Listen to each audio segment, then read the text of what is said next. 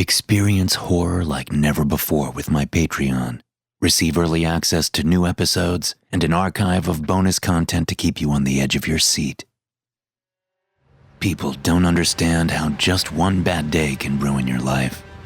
I got the call from my father while I was on my smoke break. Odd, I thought. He knew I was at work, so why would he be calling?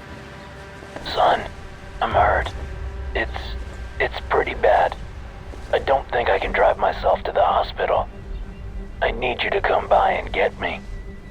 My father was a carpenter, a veteran of the Vietnam War. He wasn't the type to throw around phrases like hurt bad lightly. I could hear the fear in his voice. My shift manager chased me out the door as I hurried to my car, yelling something about how if I left now, I'd never be coming back.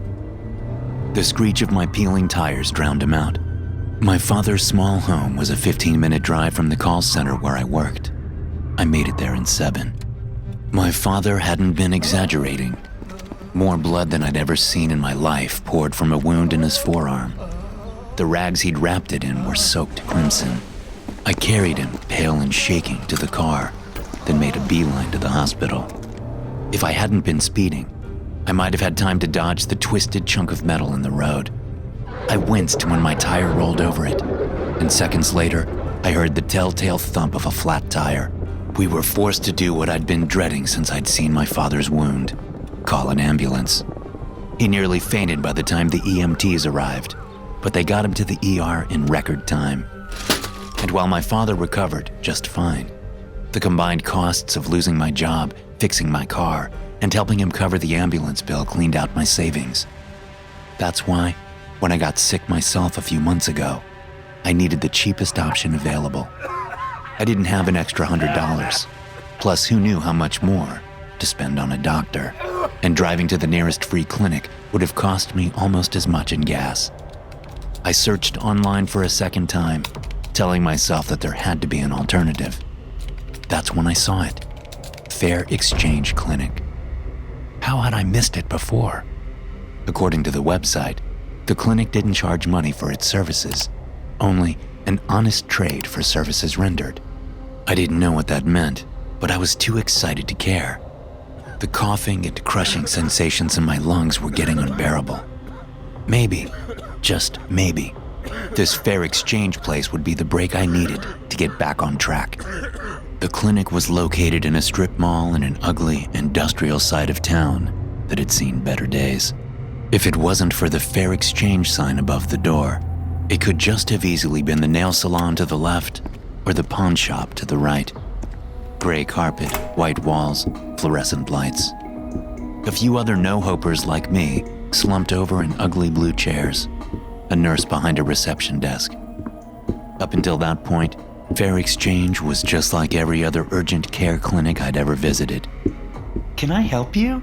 The nurse's smile was so big and cheerful that I took a step backward. I think I have pneumonia, I explained. Oh no, I'm so sorry to hear that. We'll get you in back as soon as possible. We just need you to fill out these forms. She went on. All the while, that wide-eyed, cheerful expression never left her face. I frowned at the mannequin-like woman in front of me as I flipped through the pages of fine print. Was she making fun of me? Just to confirm, I don't have to pay anything for this, right? Oh no, of course not. The nurse shrugged my question off with a phony laugh. All we ask is a fair exchange. Another cough racked my chest. I was running out of time. I signed on the dotted line. Listening to the eerie elevator music in the waiting room, I wondered if I had made the right decision. 30 minutes later, I was called back to see the doctor. He burst into the exam room in a whirl of white, clapping my back, shaking my hand, and talking so fast I could barely keep up. Nasty cough, eh? Dr. Lucerne sounded genuinely concerned. That's no good at all. That'll spoil those strong young lungs of yours. But don't you worry, we're gonna get you fixed right up. It should have been impossible to be so chipper at 9 a.m. on a dreary morning, but Dr. Lucerne whistled while he worked, lifted my arms, looking in my nose, and listening to my chest. He stepped back, hand on his chin, like a butcher preparing to carve up a particularly tricky carcass. Just as I suspected. Pneumonia. Well, we've got just the thing for you. Dr. Lucerne winked and rushed out the door, returning 2 minutes later with 2 plastic bottles. These'll fix you right up. With an arm around my shoulder, he whisked me out of the exam room. Next! He shouted. I looked dubiously at the pills in my hand.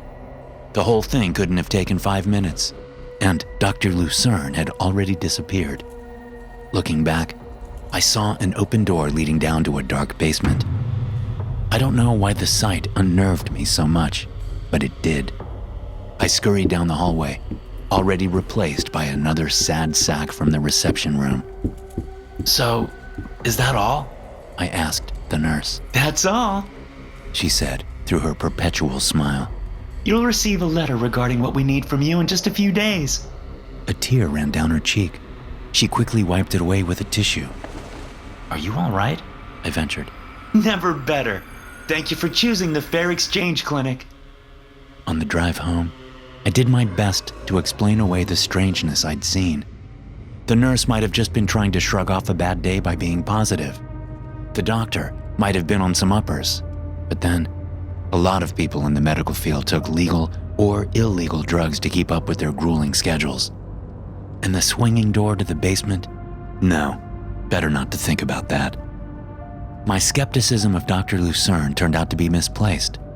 After 3 or 4 days of the pills he prescribed, I was feeling better. By the end of the week, I felt cured. I resumed my job hunt and landed an unglamorous but less stressful job taking phone surveys. I wasn't going to lose my apartment. There was still a long road ahead, but things were starting to look up. Then the letter arrived. Dear patient, it read. Enclosed you will find a medical envelope in which to place your exchange. You may prepare the exchange in any manner you wish, but the full and undamaged exchange must be included. If not, a penalty exchange will be applied to your account. Service provided. Respiratory infection diagnosis and treatment. Exchange required. Pinky finger, left. Ring finger, left. Due date, March 14th, 2022. Thank you for choosing the Fair Exchange Clinic. I blinked twice and read it again. Was this some kind of sick joke? The address on the medical envelope was different from the one I visited. No phone number was provided, and when I searched for Fair Exchange Clinic online, there were no results. It was like the place had never existed. The next day after work, I drove by the clinic's old address. The lights were out, the sign removed, and the interior had been gutted. There was no sign that the Fair Exchange Clinic had ever existed. I read the unsettling letter for a 3rd time. A prank. It had to be a prank. I crumpled it up and threw it in the trash. 2 weeks later, I got a reminder text from the Fair Exchange Clinic, although I couldn't recall ever giving them my phone number. Dear patient, it read, this message is to inform you that your exchange of 1 left pinky finger and 1 left ring finger is due in 3 calendar days. If you are unable to prepare this exchange yourself, please let us know, and a representative will be sent to assist you.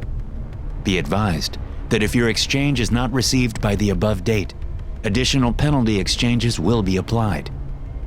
No one answered when I called the number, but they replied immediately to my text. I don't want to make an exchange. Can I make a payment instead? I asked. We don't take payments, read the response. Only exchanges. Neither my ensuing rant about unfairness and illegality nor my threats of a lawsuit got any kind of response from the mystery number, apart from a single chilling text. A representative has been dispatched to assist you with your exchange. I went straight to the authorities with the texts, the letter, and my bizarre story.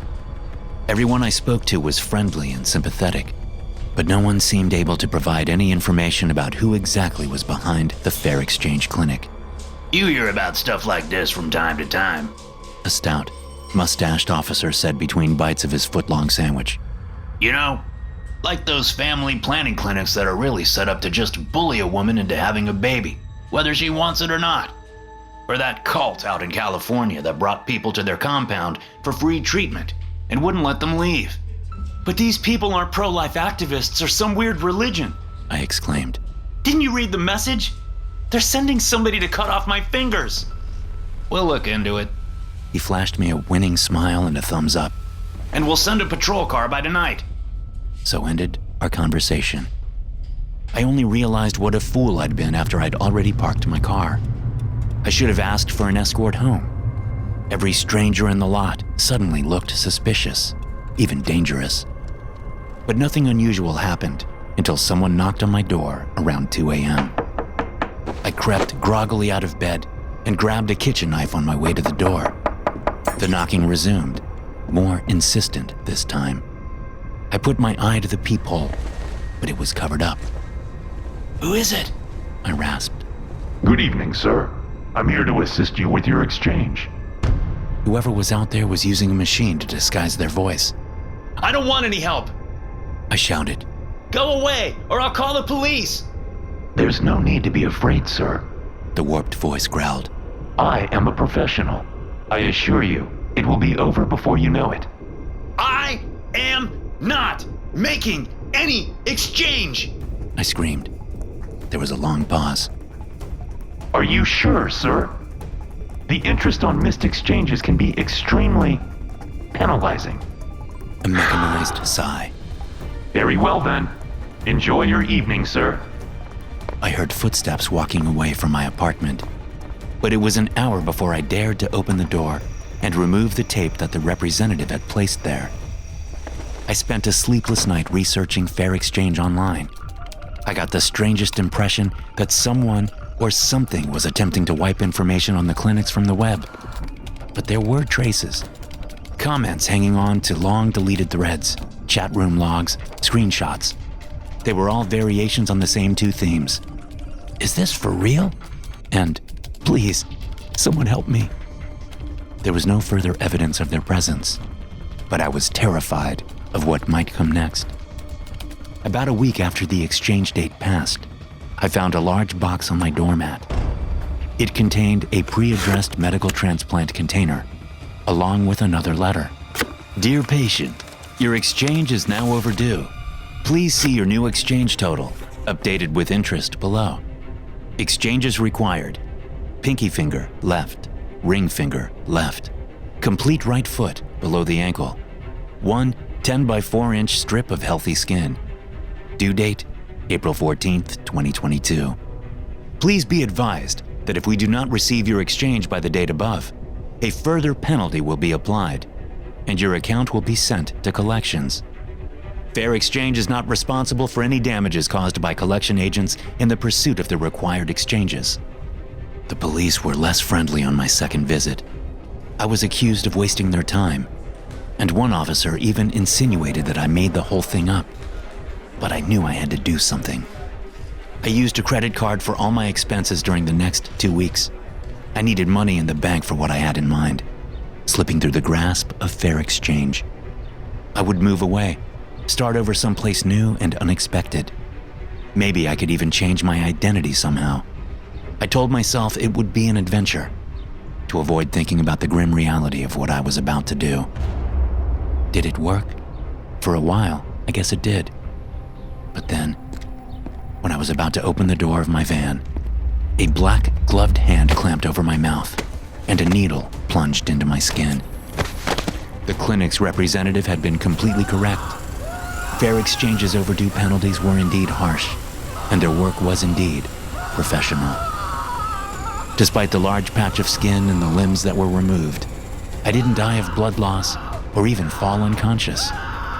Everything was sewed up nice and neat, and to their credit, Fair Exchange took nothing more than what I owed them, according to their final letter. That's the one the collections agent held in front of my face, just before my vision blurred and my body went numb. I knew beforehand everything that they were going to take from me. I never found out who or what was behind Fair Exchange, or the reason behind their gruesome methods. But I do still see their clinics pop up from time to time. I hope others who have had an experience with the Fair Exchange Clinic will come forward to share their story, or at least try to. Believe me, I know it can be difficult. It took me forever to write this with only 4 fingers. Thanks for listening. If you enjoy these stories, be sure to subscribe to the podcast and check out some more of my episodes here.